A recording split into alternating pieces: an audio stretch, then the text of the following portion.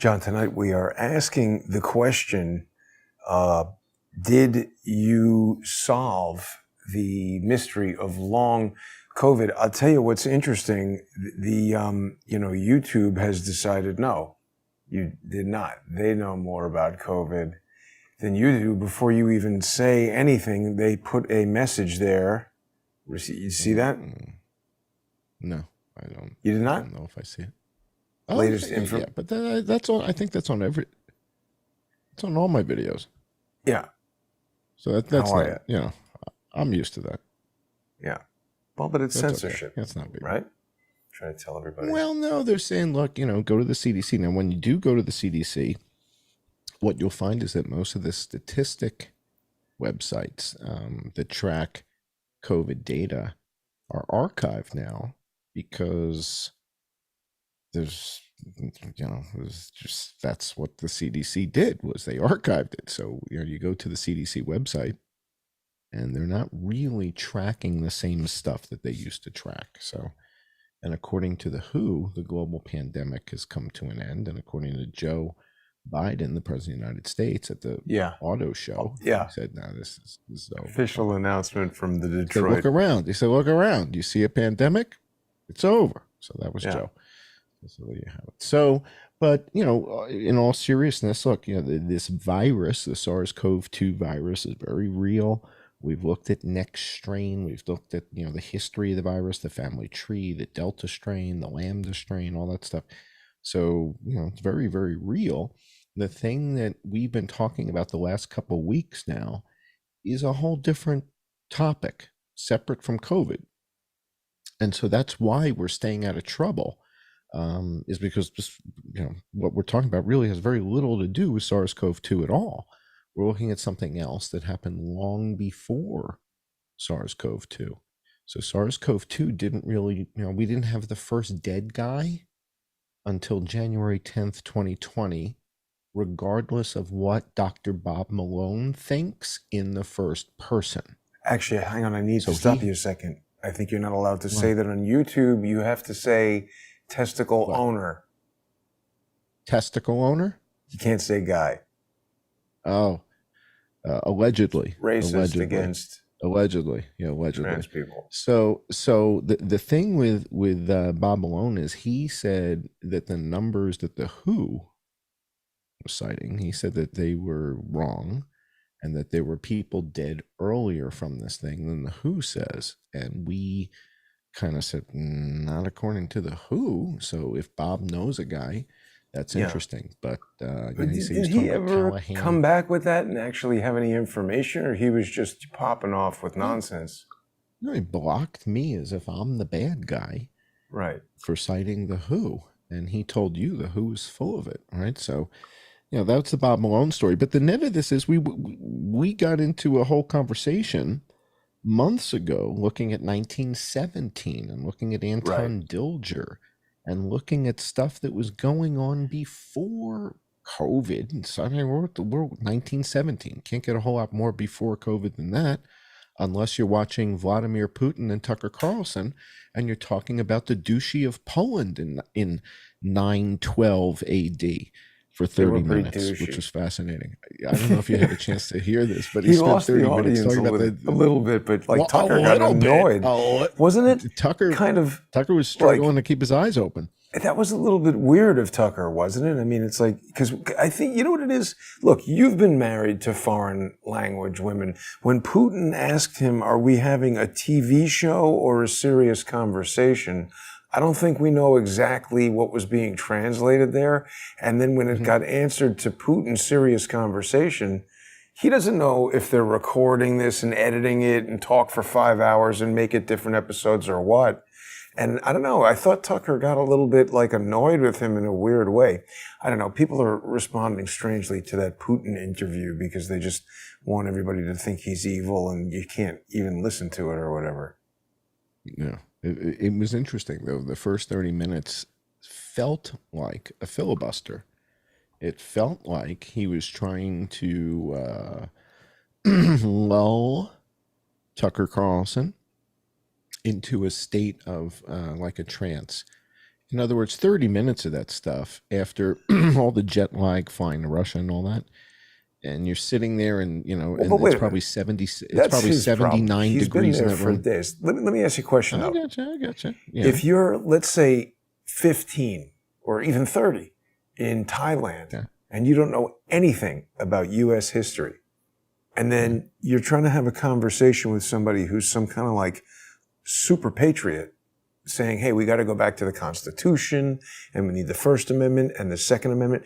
You got to lay out some facts for this person from another country who knows nothing about your history and your patriotism. And to be fair, we only go back to 1776. He's talking about, like you said, 684 or whatever the hell he was talking about. So, I mean, I was like, look, you know what?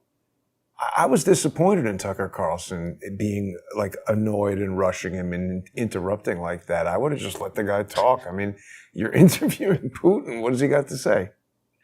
Well, there was a moment in the interview where Putin describes something, and he's talking about Lithuania and Poland and the Duchy of Poland and whatever. And Tucker says to him, and when was that? And he goes, 862.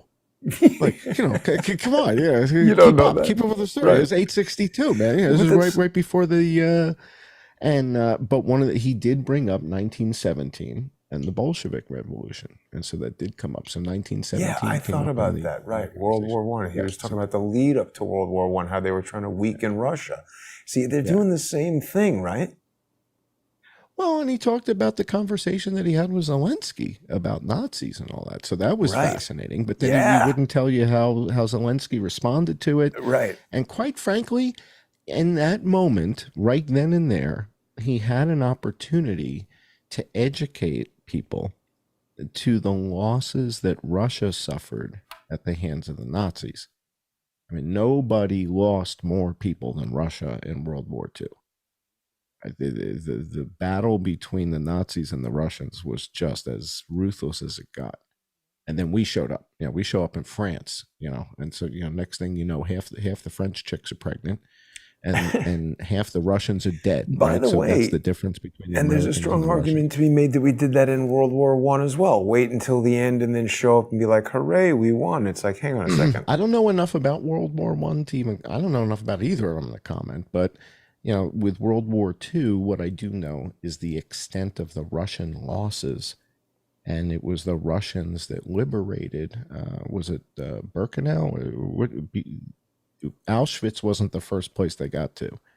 And when they got to the first one of the concentration camps, the Russians were just in shock. They were like, what the hell is going on here? So again, major contribution. And I don't think he emphasized that enough. The degree that the Russians battled the Nazis and how ingrained that is in Russia is battling Nazis. You think we're into battling Nazis? They lost like 7 times more people than we did in World War II. Their losses were like ridiculous. Well, how did you like how he basically, on 2 occasions during the interview, kind of flat out accused Tucker Carlson of being CIA? He said, Tucker Carlson says, who blew up the pipeline? And Nord Stream. He says, you did. He said, well, I was in Washington, D.C. or whatever. No, I didn't take it that way. I didn't take him, meaning Tucker was CIA. No, and then another time he said that Tucker the USA did. No, he said the CIA doesn't have, because Tucker Carlson made some joke saying I was in Washington, D.C. that night or something.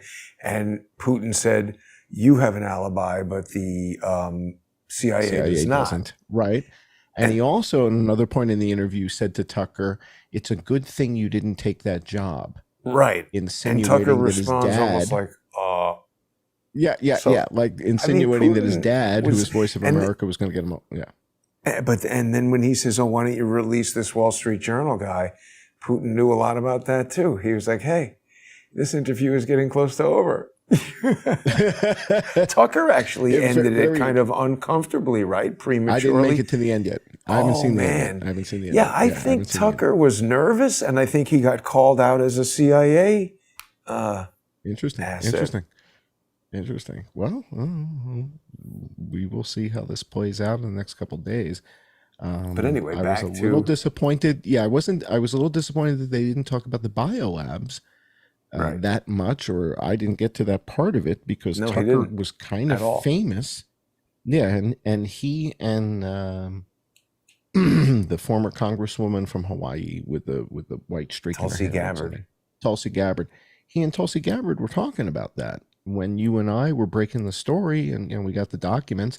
The two of them were talking about that the next week, Yeah. right? And Rubio was calling out I Victoria think Nuland on Putin it. might have been onto something with asking Tucker about what happened to that CIA internship Yeah, or yeah, whatever he yeah, said. yeah. I think it shook him up. I think you're right. I think you're right. All right. Well, let's talk a little bit about what we've prepared for the audience tonight, because this is pretty important stuff, because a lot of people are struggling with what the media, or whatever we'll just say they are calling long COVID. And we've used this gorilla illusion video many times before, right? So we've looked at this perception illusion, and sort of the message here, the lesson learned is, if you go into something not necessarily looking for item G, you're not going to find it. In other words, if you go in, you're looking for A, B, or C, and all of a sudden R goes walking along, you're probably not going to notice the R. And that's what we learn from this. Well, we take that lesson and we apply it to what we all just went through over the course of the last 4 or 5 years. And that is, we're looking at all these indicators, we're looking at all the reports, we're listening to the news, and we're all trying to figure out what the hell is going on here. Things aren't really adding up. And certain things that we're seeing from official agencies like the WHO are really kind of hard to explain. It's like, what?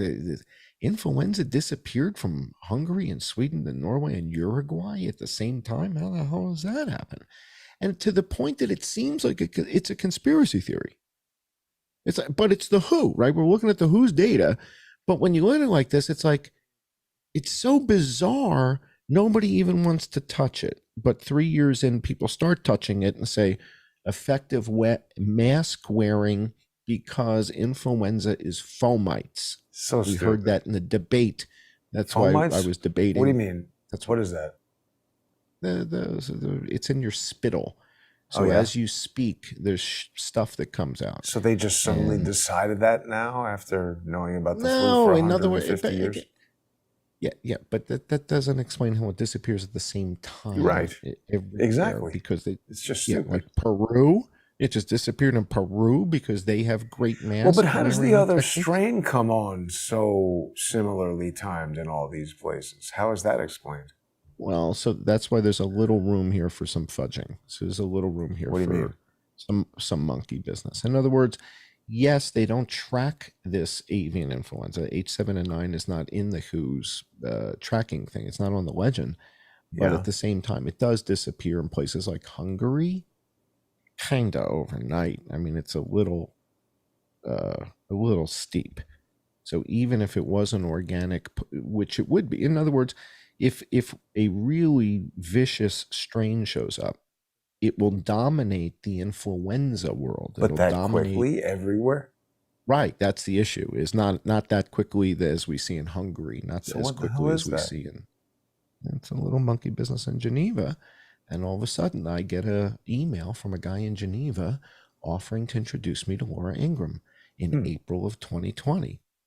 And next thing I know, I got this single 6-foot tall blonde who's on television emailing me 9 times a day. Imagine I think that. she has a good who job. used to live in St. Petersburg, Russia, right? Who used to Did live in she? St. Petersburg. Spasiba, yeah. Oh yeah. She adopted at least one of her kids from Russia. So she's got 3 kids, and at least one, maybe 2. She's got 2 boys and a girl. And I think maybe both of the boys are from Russia. I know one of them is. Wow. But maybe both of them.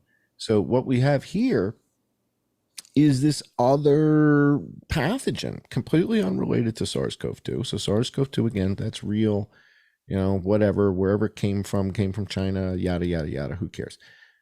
This is the one that fascinates me. And look how great Kayleigh McEnany looks, black and white, very Chanel looking outfit there, right? Very basic. She always But seemed she like doesn't, the teacher's pet, right? The most, like the smartest, most prepared girl in the class. and yet she doesn't do her nails up. Like she doesn't have the hard, I the actually like that Megan, better. She's right? business. Right. So she doesn't have the hard manicure, doesn't have the nail polish going on. And what she's showing here is crimson contagion and an emergency pathogen something something plan. And this is before COVID. So this is something that was happening long before COVID. And this is what we started researching about, I don't know, 2, 3 months ago. Back in December, we really started. And as we dug into this, let's go to the next slide here. As we dug into the documents that she's holding in her hands, this pandemic, crisis action plan and all this stuff, this is not a simulation. Turns out there's actually an outbreak going on in China. What does AAR mean? It says exercise, functional exercise AAR, and then pandemic crisis action plan version 2.0. Active action review. Who knows with their cockamamie stuff. But the point is that's Kayleigh right there. That's Kayleigh McEnany, and she's carrying those documents she was just holding up before. And this is happening. This is not a simulation. This is not like Event 201. Event 201 is a simulation in a big meeting room, and it goes from 1 o'clock in the afternoon to 4 o'clock in the afternoon, and then they like have crab salad probably exactly on the little croquettes and all that crap, and they mill around, and everybody wants to talk to Tom Inglesby, and everybody wants to ask Avril Haines about what her book readings used to be like back at the bookstore, because she used to do erotic porn book readings, yeah. Right? Yeah. Well, erotica. We don't call it porn. She's an idiot. Porn implies other activities.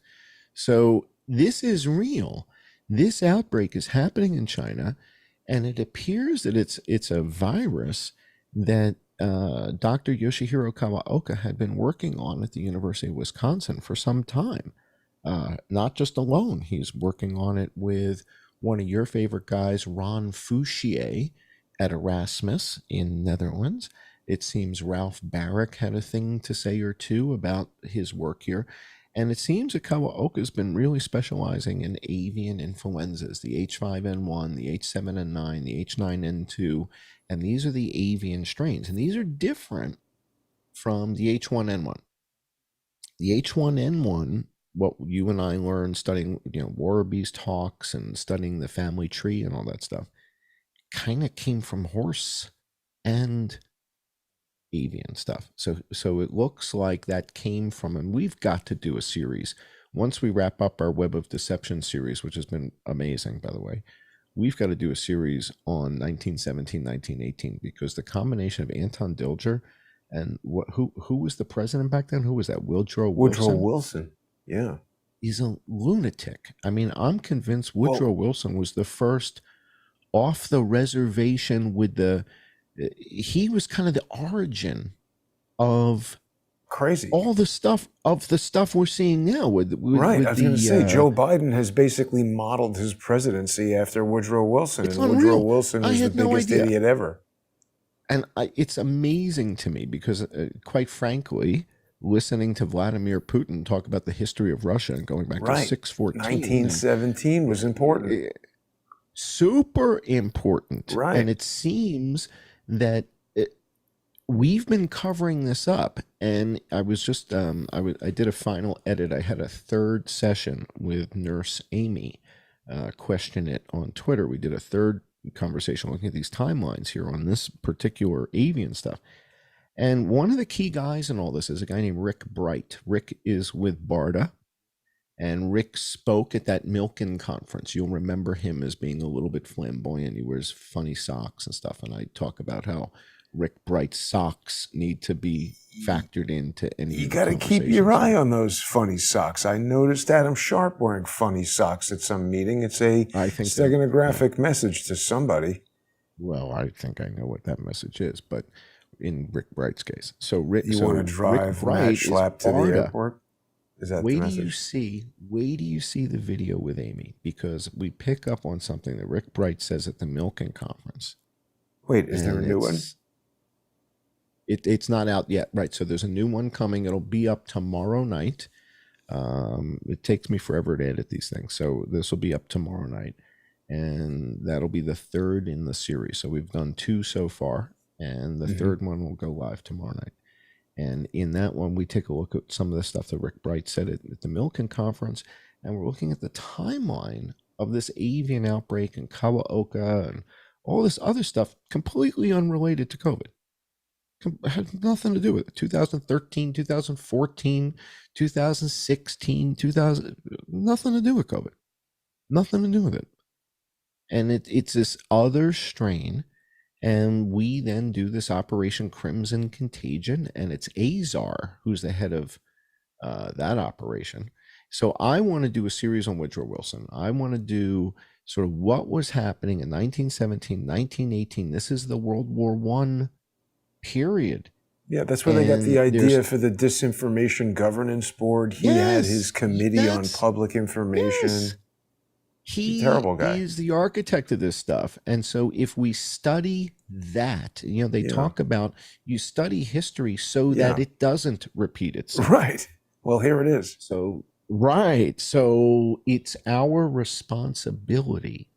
Maybe Joe Biden even looks like this idiot. What if they cloned Woodrow Wilson and made an even stupider president?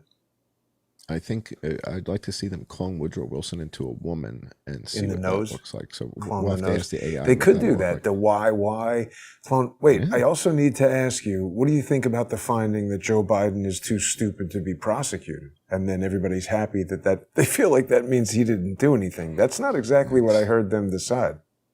Yeah, it's pretty remarkable and embarrassing all at the same time. It's just ridiculous. Some people were saying that they let him speak in public last night or whatever that was. Basically, it was a setup from within.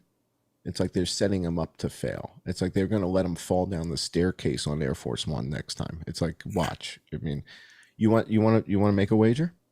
He falls down the staircase on Air Force One within the next 30 days. You watch, because they got to get that on film, because that's another example of his, his fealty. I hope he doesn't fall, but it was interesting that he was saying like, oh, how dare them ask me about remembering when my son died. I still have the rosary beads he gave me from Our Lady of... Yeah, what's her name? Yeah, he couldn't remember the name of the church. But actually, before we make our way, John, over to the sponsor exclusive segment where people are going to be able to join us on subscribestar.com/IamJohnCullen, patreon.com/IamJohnCullen, odyssey.com/@crowdsourcethetruth, crowdsourcethetruth.substack.com, and subscribestar and patreon/crowdsourcethetruth. I wanted to talk to you for a minute about this because we're going to be talking about long COVID, and also, don't you want to talk about, do we want to mention that Latin encephalitis longevita or whatever it is? Anyway, this is an image. I wanted to just talk to you about this for a second, because you know how they say an image tells 1,000 words? I was thinking, we can't get consensus on what happened with the election 3.5 years ago. It's funny to think that people think they know what actually went on in 1917. So let's just look at the evidence within this image, because I got this from Wikipedia. They have a very high resolution, like 4,000 pixel. It's square. So I presume this was taken using some sort of glass plate photography technology that would have been around 1917, and it makes a very high-res image, but there's certain characteristics about it where I processed it through AI to sort of make it super resolution at a lower screen resolution. Anyway, without getting into too much of that detail, I focused on bringing out the faces of the subjects, and you can see that everybody's sitting very close together, but the masks are off. Right? So there's something going on. People are in beds. This guy doesn't look too well, but, other people are he's being tended to by a doctor, but it's almost like this is a population like us right now, where there are some people lingering with the masks, but most people have realized this is basically over. The mask isn't doing much of anything. And if they have this lingering symptoms where they have, walking pneumonia or long COVID or encephalitis longevita, whatever the hell it's called, something's going on here. And we can just tell that from looking at the photo. But John, we're out of time, so we will continue the conversation about this and your findings on the sponsored exclusive segment. Take us out, if you would. Well, turns out one of our viewers sent me something that said in 1917, we had a phenomenon called sleeping sickness.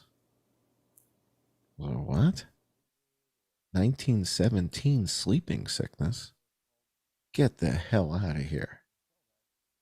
And as you dig into 1917 sleeping sickness, keep going. Yeah, keep scrolling past your long COVID, right? And we're going to get into the details. There you go. We'll get into the details with our patrons. But the net of this is 1917 first described a sleeping sickness. And it turns out that the formal term of this thing is encephalitis. Lethargica. I forget. Lethargica. Yeah, That's lethargica. Yeah, encephalitis lethargica. And Taubenberger does a paper that says it appears an encephalitis lethargica is from avian flu. Yeah. Like, super related kidding me? To the Spanish flu outbreak. What? But not the 1918 Spanish flu. So the sleeping sickness, the sleeping disease was 1917. Starts in 1917, right. And Taubenberger, we're going to look at the paper. So what we have the paper in tonight's deck. We're going to look at the paper, and what it says from Taubenberger is the 1917 sleeping sickness appears to have been caused by the 1917 avian influenza. Lo and behold.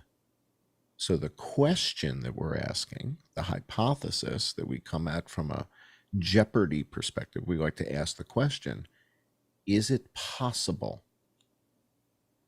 that what we're calling long COVID, because we know that people were co-infected, right? We know the number one comorbidity was the other virus. We know that from the CDC. So if all these people were co-infected, could it be that this symptom that we gave this name to is actually the sleeping sickness from 1917? Are we seeing encephalitis lethargica?